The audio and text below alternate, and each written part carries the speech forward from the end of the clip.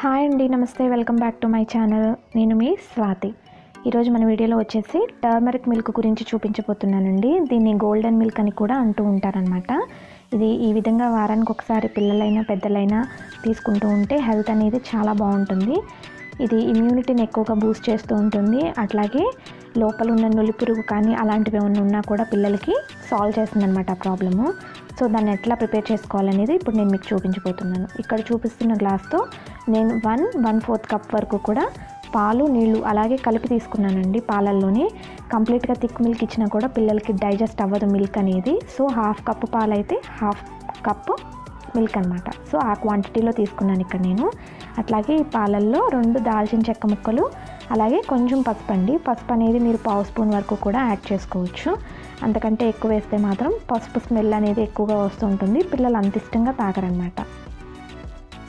So చూస్తున్నారు కదా, ఇక్కడ ఈ విధంగా పాలల్లో వేసుకున్న తర్వాత అట్లాగే ఇక్కడ నేను కొంచెం సొంటి పొడి వేస్తున్నానండి. సొంటి పొడి అంటే డ్రై జింజర్ అంటూ ఉంటారు కదా, ఇది పిల్లల డైజెషన్కి కానీ పెద్ద వాళ్ళకి కానీ డైజెషన్కి బాగుంటుంది చాలా.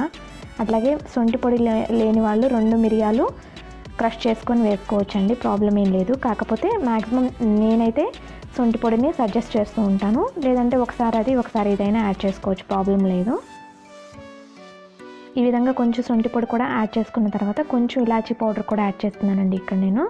ఇలాచీ పౌడర్ ఏంటంటే పిల్లలు ఇక్కడ మనం స్పైసెస్ యాడ్ చేస్తున్నాం కదా, కొంచెం ఘాటుగా అనిపిస్తూ ఉంటుంది. ఈ విధంగా ఇలా చేయడం వల్ల వాళ్ళకి ఫ్లేవర్ అనేది చాలా బాగుంటుంది. అంటే బాదం మిల్క్ లాగా అనిపించి వాళ్ళు ఇష్టంగా తాగుతారనమాట. సో ఆ ఫ్లేవర్ కోసం మాత్రమే నేను ఇక్కడ ఇలాచీ పౌడర్ యాడ్ చేస్తున్నాను. ఈ విధంగా పాలు అనేవి కొంచెం దగ్గర పడిన తర్వాత అలాగే ఇక్కడ చూపిస్తున్నట్టుగా కొంచెం బెల్లం ముక్క అనేది కూడా యాడ్ చేస్తున్నానండి స్వీట్నెస్ కోసం.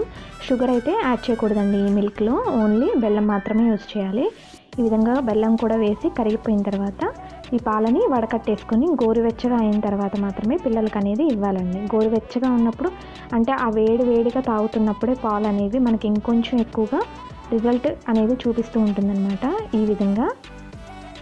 సో ఫ్రెండ్స్, ఇది ఇవాళ మన వీడియో. ఈ వీడియో మీ అందరికీ నచ్చిందని అనుకుంటున్నాను. ఈ వీడియో కనుక మీకు నచ్చితే ప్లీజ్ లైక్ చేసి షేర్ చేసి సబ్స్క్రైబ్ చేసుకోండి.